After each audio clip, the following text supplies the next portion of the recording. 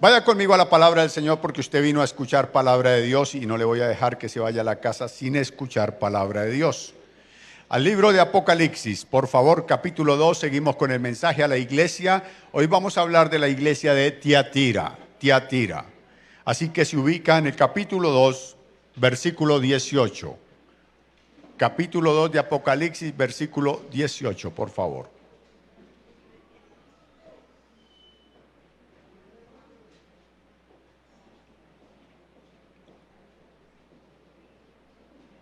Hemos venido hablando de la iglesia de Efesio, de Esmirna, de Pérgamo. Hoy entramos con la iglesia de Tiatira y veamos lo que Dios tiene para decirnos, por favor. Escuchemos más bien. Y escribe el ángel de la iglesia en Tiatira. Al ángel de la iglesia, perdón, en Tiatira. El Hijo de Dios, el que tiene los ojos como llama de fuego y pies semejantes al bronce bruñido, dice esto: yo conozco tus obras, y amor, y fe, y servicio, y tu paciencia, y que tus obras postreras son más que las primeras. Pero tengo unas pocas cosas contra ti, que toleras que esa mujer Jezabel, que se dice profetiza, enseñe y seduzca a mis siervos a fornicar y a comer cosas sacrificadas a los ídolos. Y le he dado tiempo para que se arrepienta, pero no quiere arrepentirse de su fornicación. He aquí yo la arrojo en cama y en gran tribulación a los que con ella adulteran, si no se arrepienten de las obras de ella. Y a sus hijos los heriré de muerte, y todas las iglesias sabrán que yo soy el que escudriña la mente y el corazón, y os daré a cada uno según vuestras obras. Pero vosotros y los demás que están en Tiatira, a cuantos no tienen esa doctrina y no han conocido lo que ellos llaman las profundidades de Satanás, yo os digo, no os impondré otra carga, pero lo que tenéis, retenedlo hasta que yo venga. Al que venciere y guardare mis obras hasta el fin, yo le daré autoridad sobre las naciones, y la regirá con vara de hierro, y serán quebradas como vaso de alfarero, y como yo también la he recibido de mi Padre, y le daré la estrella de la mañana. El que tiene oído, oiga lo que el Espíritu dice a las iglesias. Esta iglesia, sin lugar a dudas, todas están en el mismo tiempo, pero esta iglesia no sufre tanta persecución como la veíamos en Esmirna, como aún la veíamos en Pérgamo. Pero son tiempos difíciles. Esta iglesia está situada en la más pequeña de las ciudades a las cuales el Señor le dirige la palabra, y allí en Tiatira básicamente se mueve el comercio. Es una ciudad donde se mueve el comercio, y puesto que son gente pagana, tienen sus dioses. Entonces, para contemporizarlo a este tiempo, como la señora que no cree en el Señor, pero cree en las benditas almas, entonces coloca el cuadro de las almas detrás de la puerta para que le vaya bien en el negocio, ¿no? El que coloca la imagen del divino niño y le pone florecitas para que le vaya bien en la peluquería. Entonces, en ese comercio de Tiatira se mueve eso. La idolatría, es un pueblo idólatra y se mueven idólatras, pero básicamente no hay oposición a la iglesia como tal. Entonces se levanta la iglesia en Tiatira, y es una iglesia que nosotros podríamos decir que es una iglesia modelo. Modelo en el aspecto realmente de que tiene todo lo que una iglesia en este tiempo debe tener. Es una iglesia realmente muy buena, muy buena. De esas iglesias donde uno va y dice, yo me quedo ahí, ¿cierto? Es una iglesia realmente donde se siente la presencia, donde pasan muchas cosas, y el Señor empieza a elogiarla. Y lo primero que dice es lo que le dice a todas las iglesias: yo conozco ¿qué? Tus obras. Yo sé quiénes son ustedes. Yo realmente sé quiénes son ustedes. O sea, cuando el Señor dice yo sé quiénes son ustedes, yo me siento desnudo porque a él no lo puedo engañar. Ya sabemos que partimos del punto de que a veces en nuestro ego, en nuestra forma, nosotros siempre queremos tener una excusa para todo. ¿Por qué lo hiciste? Lo que pasa es que, pero ¿por qué? Pero al Señor, ¿cómo le ponemos excusas? ¿Cómo le decimos al Señor? Es que no, O sea, como cuando voy a mi devocional en la noche y le digo, uy, qué pena, Señor, es que no tuve tiempo. Y el Señor empieza a decirme, ¿cuánto duraste en el Netflix? ¿Cuánto en el Face? ¿Cuánto en el WhatsApp? ¿Cuánto echando la siesta? Entonces, el Señor dice, no, el asunto no es que no tengas tiempo, todos tenemos el mismo tiempo. Lo que pasa es que somos, ¿qué? Desorganizados con el tiempo. Entonces, cuando el Señor dice, yo conozco tus obras, ¿cómo quedamos? Limpios, no hay absolutamente nada que hacer. El Señor conoce absolutamente todo lo que pasa en la iglesia. Pero luego dice, y amor. Es una iglesia que se mueve ¿cómo? En amor. Lo habíamos hablado en la iglesia que le faltaba amor, creo que era Éfeso la que no tenía amor. Una iglesia que no tiene amor está perdida, pero una iglesia con amor es una iglesia que tiene todo por ganar. Porque es una iglesia que permanece unida. Es una iglesia que no vive criticando al uno y al otro. Es una iglesia donde si alguno cae, resbala, siempre hay una mano extendida para levantarle. Es una iglesia que más que estar mirando a las personas, está mirando ¿a quién? A Dios. Es una iglesia que se preocupa por la comunidad. Es una iglesia que se preocupa por los perdidos. Es una iglesia que está en función de lo que Dios quiere, porque Dios es amor. Y el que no ama no ha conocido a Dios. O sea, si tienen amor, caramba, están pero bien, están muy bien, porque las obras que hacen las hacen con amor. Entonces el Señor dice, hay amor, pero también dice, y fe, una iglesia que cree. Porque uno puede estar en la iglesia y no creer, ¿cierto? Hay gente que no cree ni siquiera que la leche se le derrama, la deja ahí en el fogón y se va. Y cuando vuelve dice, ¿qué pasó? Pues ¿qué pasó? No creyó, no tuvo fe para creer que realmente iba a pasar eso. Claro, uno puede estar en la iglesia y no creer. A veces se levanta alguien y dice, ay, yo fui sano, a mí me pasó esto. Y dice, ay, el hermanito, sí. El hermanito es una bendición, pero hay algo que un espíritu de incredulidad. No, esta iglesia tiene fe, y una iglesia que tiene fe es una iglesia que da cabida para que el Espíritu de Dios se mueva como quiera moverse. Una iglesia con fe es una iglesia donde se ven señales, prodigios, milagros, maravillas. Es una iglesia que se mueve en lo sobrenatural. Es una iglesia que realmente está dimensionada no conforme el hombre, sino conforme lo que dice la palabra en Hechos capítulo 2. Donde se derrama el Espíritu y cualquier cosa puede pasar. Ya me dieron ganas de irme para esa iglesia. No, mejor me quedo aquí que también hay esto. Amor, fe, servicio. Una iglesia funcional, una iglesia que sirve. O sea, allá no hay que rogarle a nadie para nada. Aquí tampoco, por supuesto, pero estoy hablando de Tiatira, ¿no? Es una iglesia que vieron un papelito en el piso y ¿qué hizo? Pasó y lo recogió porque tiene sentido de pertenencia. Es una iglesia que está funcionando en todas las cosas. El uno se mueve en un campo, el otro se mueve. Es una iglesia que ¿qué? Que sirve, porque la iglesia fue puesta no solamente para que cantemos coros, no solamente para sentir, sino para servir a Dios, para servir al prójimo, para servir en todo lo que podamos. Yo no sé, mi abuelita dónde leyó ese versículo que decía, el que es acomedido se gana lo que está escondido. Sí. ¿Usted leyó ese versículo también? ¿Nunca?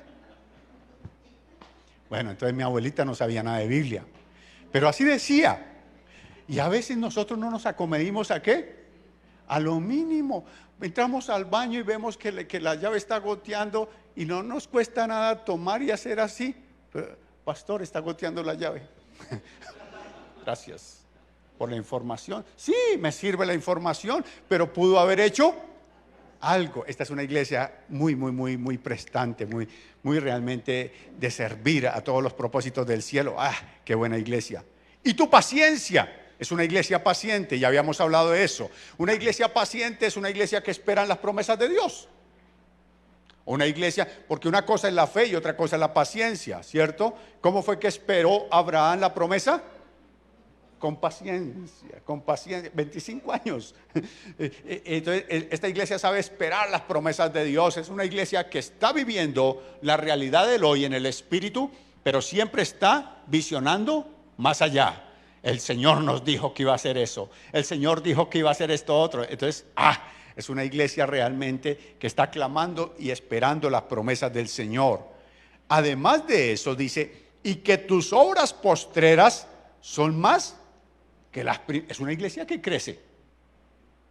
Es una iglesia que se está desarrollando de alguna manera sana, porque crece numéricamente, crece espiritualmente, crecen los ministerios. Dice, sí, el Señor dice, yo conozco que empezaste poquito, pero a medida que ha pasado el tiempo has venido creciendo, se han venido dando las cosas. ¡Wow! Entonces el Señor le da tremendo elogio a la iglesia de Tiatira. Pero vienen esas cosas que por lo menos a mí no me gusta, de pronto a usted sí le gustan. Cuando el Señor dice, pero, sí, todos conocemos ese pero, ¿no? Lo conocemos de los padres, lo conocemos tal vez de un patrón, lo conocemos de alguien. Sí, yo te voy a aumentar, pero, y tú dices, ¿qué se me viene encima, no? Y el Señor coloca el pero. Y el pero no es cualquier cosita. Dice el versículo 20, pero tengo unas pocas, ese cariño de Dios. Definitivamente tiene que ser Dios el que está dictándole esto a Juan, porque yo lo hubiera dicho de una manera mucho más cruel. Él dice, pero tengo unas pocas cosas contra ti. Yo lo hubiera dicho, hijo del diablo, arrepiéntase. Pero el Señor dice, tengo unas pocas cosas contra ti. A ver, Señor, cuéntenos qué tiene. Que toleras que esa mujer Jezabel, que se dice profetiza, enseña y seduzca a mis siervos a fornicar y a comer cosas sacrificadas a los ídolos. Solo eso, Señor. ¿Pero qué? Pero si estamos bien. Porque imagínense cómo el Señor va a reparar en eso, con pequeñeces. Es una iglesia, ya vimos, ¿no? Una iglesia funcional, una iglesia modelo. Pero ahí está una señora. Y ojo que el Señor le está dando un nombre. Seguramente la señora que está allí en ese templo no se llama Jezabel. Quiero aclararle eso. Puede llamarse cualquiera que sea el nombre, pero el Señor le da este apelativo y le llama ¿cómo? Jezabel. Dice, estás tolerando a Jezabel ahí. Entonces, digo, pero ¿por qué, Señor? Si tú colocas nombres tan bonitos, ¿no? Imagínate que toma a Abraham y le coloca Abraham, ¿sí? Él coloca nombres siempre bonitos, ¿no? A Pablo, ¿cómo es que se llama Pablo? Toma a Saulo y le coloca Pablo y coloca... Pero a esta señora le coloca un nombre muy feo. ¿Cuántos colocan a su hija Jezabel? ¿Sí? Ay, que nació la niña, ¿qué nombre le voy a colocar? Ay, le voy a colocar Jezabel. No, ninguno. Nadie quiere colocarle ese nombre, ¿no? No conozco ninguno que le coloque a su hijo el nombre de Judas. Ay, voy a llamar a mi hijo Judas. No. Hay nombres que no queremos saber y seguramente nadie quiere saber de ese nombre Jezabel, pero el Señor en su autoridad dice, a esa señora la voy a llamar Jezabel. Y nos remonta al primer libro de Reyes, no lo vaya a abrir, al primer libro de Reyes capítulo 16, cuando un señor que se llama Acab accede al trono de Israel. Este Acab viene sucediendo a otro rey perverso, pero este Acab es la tapa. Este Acab es realmente, la Biblia dice que es el rey más perverso que hubo en Israel. Entonces el tipo llega al trono y pasó una vieja bien pinta y le echó el ojo. Dijo, esa. Le dijeron, pero pilas, hermano, que esa vieja es como rara. Dijo, ¿qué va? ¿Qué va? Eso no me eche cuentos. Eso es Dios que está bendiciendo mi vida. Y la trajo aquí. La señora no era cualquier así cosita. Tiene que leerlo. Usted que le da risa, léalo porque no me cree, hermana. Entonces llama a la vieja y la vieja viene así toda. Y le dice, no, pues yo también, yo sirvo al Señor. Dice, sí, ¿a cuál Señor? Le dice, no, a Baal. Es sacerdotisa de Baal. Dice, ay, qué bueno, los dos con ministerio. Entonces se asocia con ella. Como Pablo todavía no existe, porque si hubiera existido Pablo de pronto no lo hace. Pablo le hubiera dicho, no os unáis en yugo desigual. Pero el hombre no conoce a Pablo ni nada de esa cosa, entonces se casa con Jezabel y empieza esta señora a tomar ocasión en el trono. No puedo hablarles todo lo que tengo que hablarles de Jezabel, pero empieza Jezabel a ejercer el dominio de Israel, a ejercer tal control al punto tal que el rey queda prácticamente anulado. Recuerdo uno de los pasajes, de los muchos pasajes que habla de Jezabel. Un día salió el rey y se quedó mirando la finca del vecino y dijo: wow, esa finca está bonita, tiene árboles, tiene cositas muy bonitas. Se quedó mirando la finca y pasó y le dijo al dueño, que se llamaba Nabal, le dijo: oye, Nabal, ¿me vendes la finquita? Le dijo: no, hermano, ¿qué le voy a andar vendiendo la finca? Dijo: pero es que yo soy el rey. Dijo: me da lo mismo, es una herencia que me dejaron, yo no le voy a vender. Bueno, esa es mi versión, usted tiene que leer la Reina Valera, ¿no? Entonces le dijo: no, ni de funda le voy a vender la finca. Y se devolvió el rey llorando. Ay, entonces le dice Jezabel: pero ¿qué le pasa a mi hijo? ¿Acaso no es el rey? Dije: ay, sí, es que Nabal no me vendió la finca. Este man es que bobo, ¿qué? Bueno, casi le dijo así. Y se le va. Y fue y contrató a 2 tipejos, porque al que encontraran blasfemando lo podían apedrear según la ley.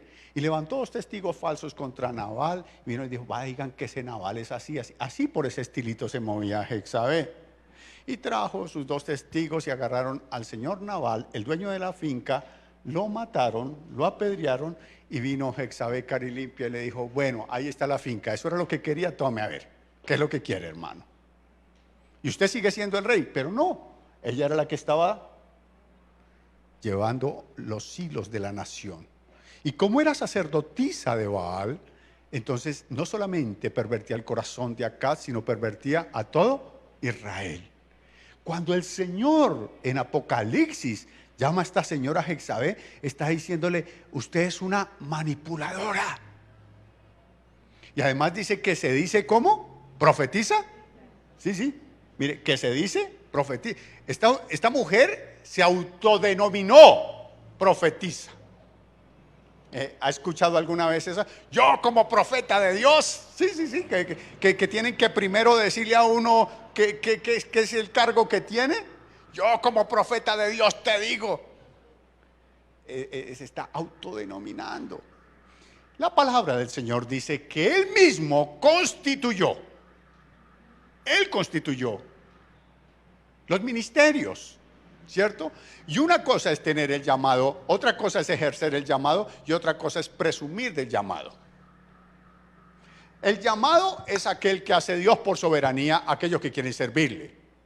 Ejercer el llamado es acceder al llamado, es decirle: Señor, heme aquí, envíame a mí, aquí estoy para las que sea.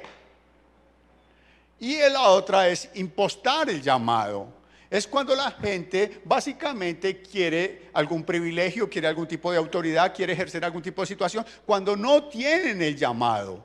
Entonces, como no tienen el llamado, tienen que empezar ¿a qué? A publicitarse en ellos mismos. Entonces, cuando se levanta y dice: yo como apóstol, en mi autoridad apostólica, ¿lo ha escuchado? No, si es apóstol, no tiene que decirlo. Yo siempre le he dicho a la gente: uno puede tener el llamado, pero ¿sabe quién da el ministerio? La gente. Él ya te llamó, pero la gente es la que honra o deshonra al ministro. Entonces, cuando el ministro tiene que empezar a publicitarse, a decirte: yo soy, no. O sea, yo no soy pastor porque predico. ¿Qué soy? Un predicador. El pastoreo es algo totalmente diferente de pararse y dar un discurso. Y yo, cuando veo que alguien empieza a decirle pastor o pastora a una persona, yo me quedo callado, porque es un reconocimiento que le está dando ¿quién? La gente es la que reconoce el ministerio. No soy yo el que le digo: a mí me dice pastor Felipe, no se ha atrevido.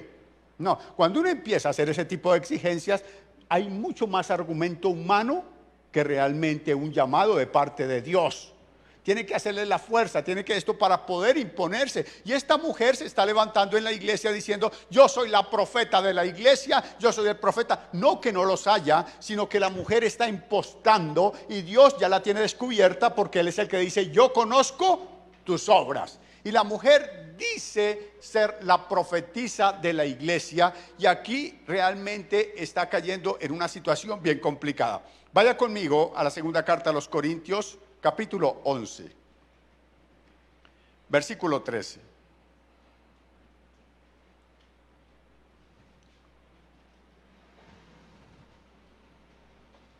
Aquí habla de los apóstoles, ya los habíamos tocado. Dice, porque estos son falsos apóstoles. Yo no sé qué pasa hoy con la iglesia que no lee la escritura, pero una y otra vez dice, pilas con los falsos apóstoles, pilas con los... Y nosotros todavía seguimos creyendo con apóstoles. Ustedes, todos los que se congregan en Hermón, no pueden creer en apóstoles hasta que yo sea apóstol. Mientras tanto, no. Pero aquí dice, ¿estos son qué? Porque estos son falsos apóstoles. Y luego de la coma dice, obreros. O sea, estas personas son un fraude en el ministerio. Son un engaño. ¿Son obreros? Sí, trabajan. Pero su trabajo es un trabajo no aprobado por Dios. Por eso la Escritura dice que los ministros deben de ser aprobados por Dios. Que se disfrazan como apóstoles de Cristo. Y el versículo 14 dice, y no es maravilla, porque el mismo Satanás se disfraza como ángel de luz. Bueno, leamos el 15 de una vez. Así que no es extraño si también sus ministros se disfrazan como ministros de justicia, cuyo fin será conforme a sus obras, ¿Qué es lo que está diciendo el apóstol Pablo? Que hay gente que se involucra en la iglesia y que de alguna manera se destacan porque están cumpliendo una función, pero no son realmente obreros del Señor. Son personas que operan con espíritus inmundos, engañando a la gente y llevándola a la perversión. En el caso de los apóstoles o los profetas o como quiera que sea, cualquiera el ministro que se levante, el Señor dice, finalmente sus obras denotarán quiénes son realmente. Pero son personas que se disfrazan. Dice que aún sus ministros se disfrazan como ángeles de luz. Aquí cabe, por favor, hacer una aclaración para las personas que hacen guerra espiritual. Porque una y otra vez, y tal vez alguna vez yo caí en el error de reprender el ángel de luz. Yo reprendo ese ángel de luz. Entonces un día, ¿cómo así que reprendo un ángel de luz? No puedo reprender un ángel de luz. Si el Señor envía un ángel de luz, yo quiero ese ángel de luz. Lo que tengo que reprender es el espíritu inmundo que se hace pasar por un ángel de luz. Porque los ángeles de luz sí existen. Según el Salmo 91, el Señor enviará ángeles para que mi pie no tropiece en piedra. Pero los espíritus inmundos se hacen pasar como ángeles de luz. Entonces, ahora encontramos que esta señora que está allí en la iglesia de Tiatira y a la que el Señor denomina Jezabel, es un elemento perturbador en la iglesia. ¿Perturbador por qué? Porque dice ahí mismo que no solamente dice ser profetisa, o sea que cuando ella se levanta, está hablando a través de un espíritu que se llama Pitón. Este espíritu Pitón es un espíritu que es plagio del Espíritu Santo. Y trata de confundir a través de la adivinación. Una cosa es la adivinación y otra cosa es la profecía. Entonces dice cosas que son ciertas, pero también trae su cantidad de veneno detrás de esas verdades que dice. Ese espíritu de Pitón es sagaz y habla en el nombre del Señor. Y cuando la gente no tiene discernimiento, cuando la gente no ha creído o no se ha fundamentado realmente en Cristo, entonces lo único que le gusta que es que le estén diciendo adivinación. Entonces les encanta que a toda hora le esté diciendo, así dice el Señor, y suéltele palabra, y suéltele palabra, y suéltele palabra, y suéltele palabra. Y se acostumbraron a eso, y en el culto que no hay profecía, ese día no hay culto. Ese día estuvo charrito el culto. Es un espíritu de engaño. No que Dios no hable, no que Dios no se pueda manifestar en todos los servicios, pero nosotros como iglesia debemos tener discernimiento, porque mucha gente cae en ese tipo de encantamiento y sus sentidos son espirituales y naturales, son cegados por esa palabra.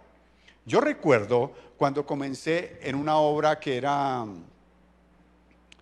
es una secta, se llama Ministerial de Jesucristo. Entonces entraba uno y decía, los de primera vez siéntese acá, los de segunda vez acá, que el Señor, y en todos los cultos había profecía. Entonces entraba uno y profecía y profecía, y el día que no iba a profecía, ese día, mejor dicho, usted se sentía que no había ido a culto. No, eso no puede suscitarse. Ese espíritu inmundo está allí engañando, está pervirtiendo la verdad y está confundiendo, porque dice que está enseñando. Mire lo que dice: que enseñe y seduzca a mis siervos a fornicar. ¿A dónde lo va a llevar finalmente? Es una manipulación espiritual. Y debemos tener cuidado, porque ese tipo de espíritus se camuflan tan bien que muchas veces logran meternos unos golazos tremendos. Aquí está mi hermana Ana, que vino seguramente para que la tomara como referencia. Yo tuve muchos grupos de oración, pero tuvimos un grupo de oración no sé cuántos años. ¿Cuántos años? Como 5 años, dice ella, 5 años. Estuvimos orando y realmente empezamos bien, pero íbamos acabando mal. Porque el mismo diablo nos empezó a meter la mano en el grupo, y entonces ya profetizaba el uno, profetizaba el otro, pasaban cosas y nosotros contentos en todo ese ambiente, en toda esa situación, y no discernimos que el enemigo nos estaba metiendo la mano, hasta que un día el Espíritu me habló y me dijo, pilas, ¿qué está pasando? Y esa tarde, porque era por la tarde, llegué yo hablando en lenguas y reprendiendo, y como que más de uno endemoniado, hasta yo. De verdad, si es así o no. Ese espíritu se camufla y entonces la gente empieza, ay, que si no hay visión, no hay culto, que si no hay esto, y todos viven de la visión, del sentir, de la emoción. No, que Dios no se mueva. No estoy anulando la parte de Dios, porque Dios se mueve de maneras tan especiales como la que acabamos de ver. Pero hay que saber discernir, hay que saber entender cuando proviene de Dios y cuando no proviene, porque está, ¿qué? Manipulando, está enseñando a la iglesia simplemente a vivir de las emociones, simplemente a vivir de un mundo espiritual que, mire cómo lo llama la Escritura, las profundidades. Quiero que vaya conmigo al versículo 24. En la última parte dice, y no han conocido lo que ellos llaman las profundidades de Satanás. ¿Cómo le llaman ellos? Las profundidades de Satanás. Es un mundo espiritual, sin lugar a dudas es un mundo espiritual, y como nosotros los seres humanos somos tan dados, o más bien atraídos por ese mundo espiritual, es tan fácil pasar de las cosas de Dios a pasar al mover de la oscuridad, que muchas veces no lo discernimos. Lo que nos importa es tener la experiencia, lo que nos importa es ver, sentir o poder hacer alguna situación, y ahí está el enemigo engañando, ahí está el enemigo metiéndonos cosas que no son. Entonces, por lo general, estas personas siempre están viendo cosas. Entonces dice, ay, yo vi al hermano en la guitarra. ¿Usted no lo vio, hermana? Había como una sombra detrás de él. Y cuando pasó, sentí un escalofrío. ¿No lo sintió, pastor? O sea, aparte de eso, le quieren, ¿qué?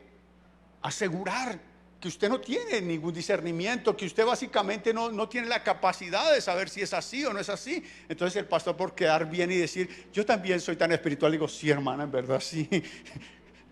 Virgen Santísima, perdón, sangre de Cristo. No, cualquier cosa hay que decir con tal de...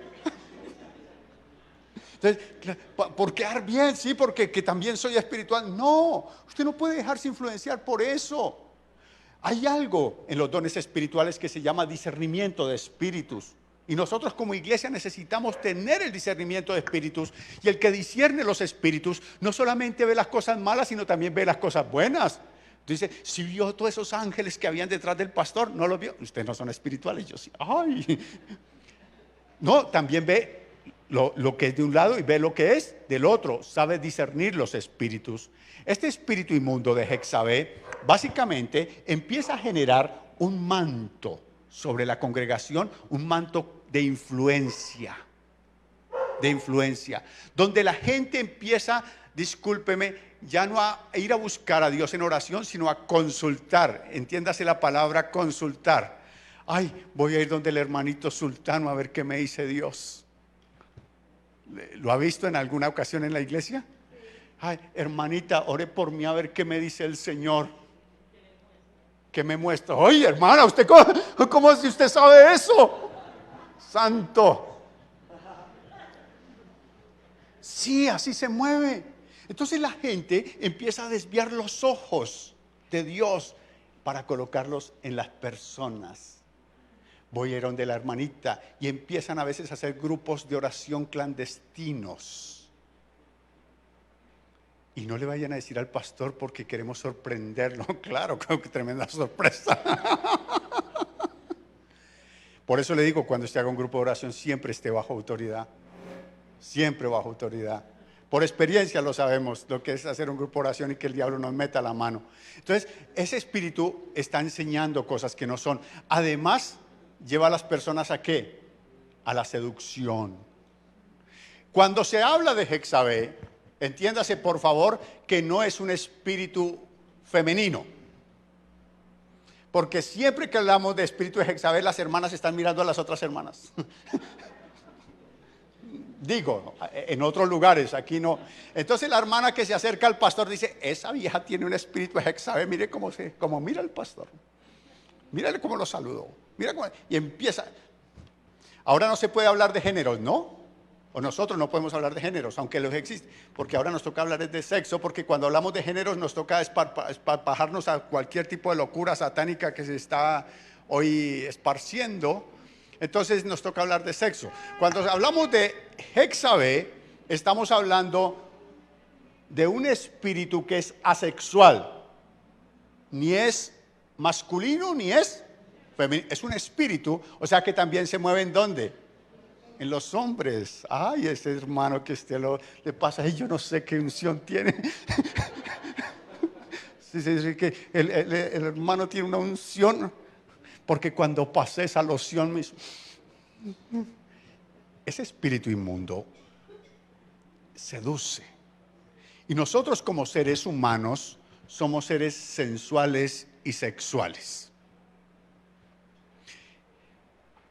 Que no sé por qué extraña razón a veces queremos mostrarle a los demás que somos de palo. Entonces encuentra una persona que a mí eso sí no me toca. No, yo eso sí no. Qué pena, tal vez sea su problema, hermano, pero no el mío. Porque yo no, pura carreta. Todos fuimos creados con eso. Es como decir uno, a mí esa comida así no. Sí, somos sensuales y Jezabel coloca un encanto, coloca una forma que es una imitación de la gracia, porque la gracia solamente viene de Dios. Entonces hace que esa persona atraiga a la persona del sexo opuesto. ¿Se acuerda? Acá con Jezabel, cuando la vio pasar, dijo, wow, esta vieja está buena. La llamó y tome. Empieza a trabajar su parte sensual. Luego empieza a trabajar su parte sexual. La sensualidad la maneja tomada de la mano, como Jezabel es un principado, lo trabaja tomado de la mano de un espíritu inmundo que se mueve bajo el dominio de ella, que se llama el espíritu de Lilí. Y ese espíritu de Lilí empieza a colocar sueños eróticos. Entonces le coloca el sueño al hermanito A con la hermanita B.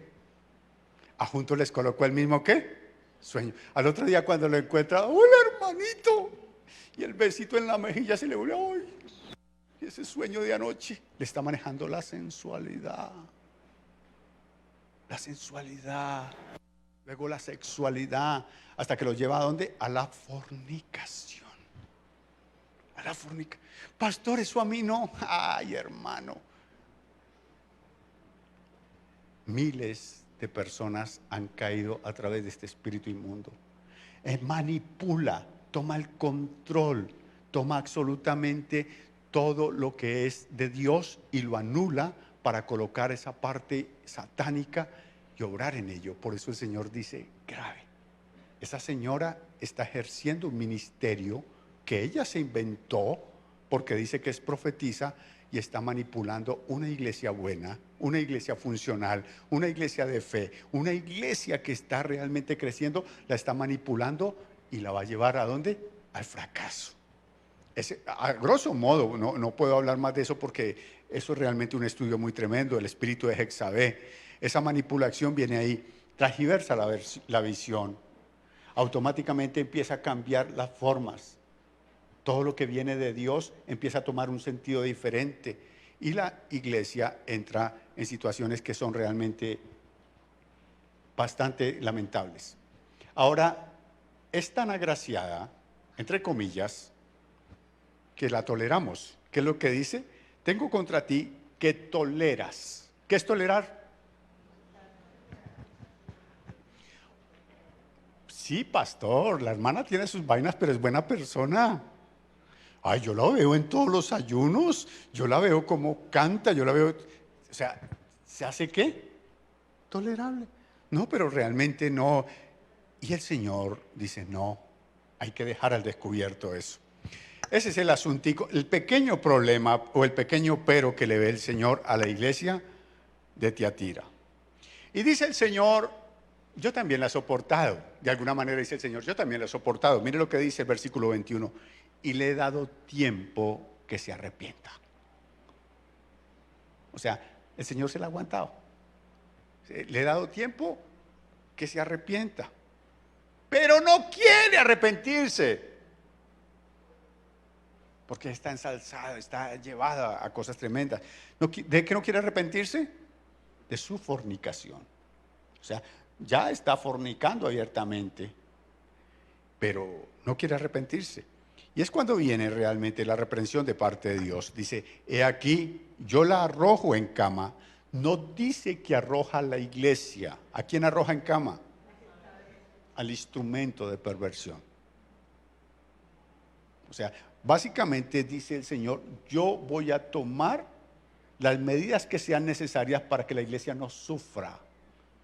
Ya que al pastor le quedó grande, ya que a la iglesia le quedó grande porque ha tolerado a Jezabel, dice, yo voy a tomar las medidas y la voy a enfermar, la voy a postrar en la cama.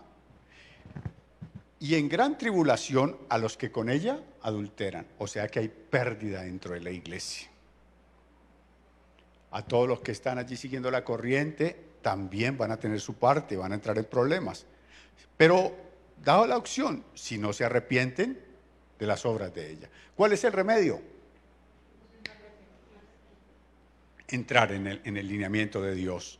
Salirnos de esa conducta, de ese tipo de situaciones por las cuales el Señor escribe la carta para que estemos alertas. No es para vivir desconfiados, no es para vivir sospechando de todo el mundo, es para que simplemente crezcamos espiritualmente y aprendamos a discernir entre lo que es y lo que no es.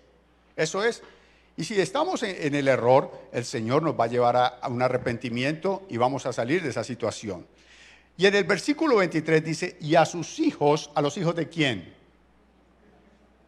De la señora.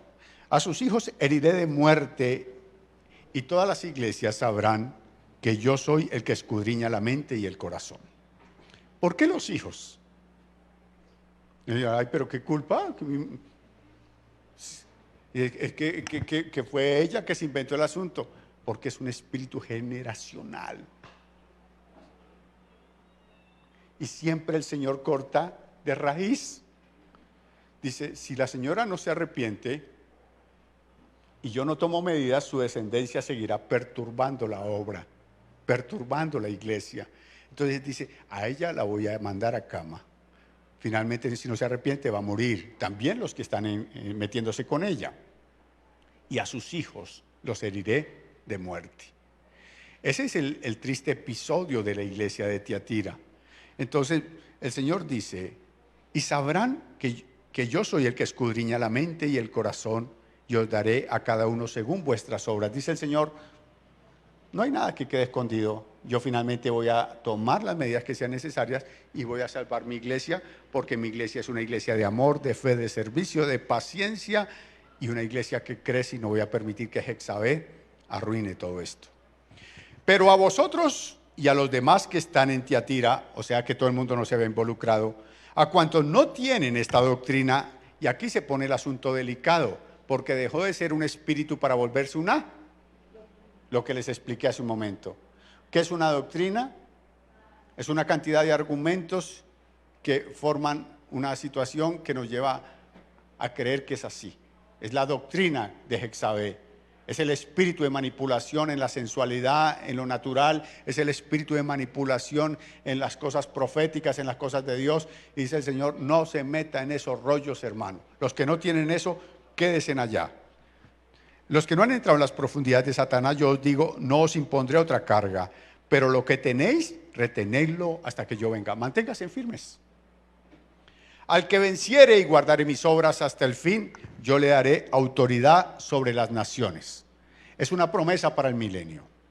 Usted vence, va a venir conmigo a reinar en la tierra, va a estar aquí y tendrá autoridad sobre todas las naciones. Lo hemos explicado en otras veces, hoy no vamos a entrar en eso. Y le daré la estrella de la mañana, o sea, él mismo, él es la estrella de la mañana. Dice, tendrán mi presencia para siempre, estarán en comunión para siempre. Eso es lo que dice el Señor a la iglesia de Tiatira, o tal vez a nosotros, no sé, seguramente sí es a nosotros. Debemos nosotros ser conscientes de algo. Como seres humanos tenemos aciertos y desaciertos. En ocasiones damos en el blanco y en ocasiones erramos. Pero más allá de todas estas cosas, hay alguien que no falla y se llama el Espíritu Santo. Hay alguien que está ahí. Y si nosotros como iglesia dependemos totalmente del Espíritu, dice que Él nos enseñará todas las cosas. El Espíritu da los dones para combatir no solamente esta potestad, sino para combatir cualquier cosa inmunda que se levanta contra la iglesia. No somos exentos de que pueda venir un espíritu de esos a cualquiera en la iglesia. Y no es la persona que viene nueva, sino que muchas veces levanta a unos hermanos que están en el ministerio para tomar ocasión en ellos y llevarlos a esta perversión. Tenemos que fluir en amor, como dice en el versículo, en el primer versículo que habla la iglesia, y orar los unos por los otros, pedirle a Dios, estar clamando, y en el nombre del Señor, si vemos algo, llamar a la persona, corregirla, como dice la Escritura. Nosotros que somos espirituales, restauramos con espíritu de mansedumbre, considerándonos a nosotros, porque cualquiera podemos caer en eso, y que Dios tenga misericordia, amén. Vamos a dejar suspendido el mensaje a las iglesias durante el tiempo, porque va a venir el pastor Rafael de Venezuela, dentro de 8 días tiene, y tal vez predique 2 domingos, no lo sé, porque lo va a tener 15 días en la casa, pero luego vamos a seguir con las otras 3 iglesias. Nos interesa saber lo que Dios dice de la iglesia, amén. Por ahora vamos a orar. Incline su cabeza y vamos a pedirle al Señor que tenga misericordia. Somos una iglesia, sin lugar a dudas, que está en las manos de Dios, por gracia, por misericordia. Tenemos seguramente errores, pero también tenemos muchas cosas buenas que Dios ha colocado en medio de nosotros. Imploramos al Señor para que sea obrando, para que sea haciendo su bendita obra en medio de nuestras vidas. Que Dios nos ayude a levantarnos como tenemos que levantarnos, como hijos de Dios, como hombres, como mujeres que realmente anden bajo el temor de Dios. Que podamos hacer las cosas de una manera correcta. Que el Señor nos ayude a discernir y a corregir todo aquello, ya sea en nuestras vidas o en nuestro entorno, que pueda estar operando y afectando la iglesia. Imploramos tu misericordia, Señor. Imploramos ese favor del cielo, Padre mío, para que podamos agradar a tu corazón, para que podamos levantarnos, Señor Dios, como una iglesia, Padre, que realmente, Señor, pueda, Padre, satisfacer todas las demandas que tú haces a aquellos que somos tus hijos, Señor.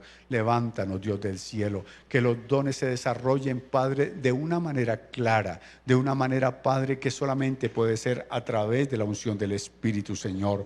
Que en el nombre de Jesús, Señor Dios, haya, Padre, en nosotros, Señor, esa capacidad para diferenciar entre lo que conviene y lo que no conviene, lo que sirve y lo que no sirve, lo que es y lo que no es, y poder tomar las medidas necesarias para apartarnos en un arrepentimiento genuino de todo aquello que no es conveniente a nuestras vidas, Señor. Ayúdanos, Padre, en el nombre de Jesús. Amén y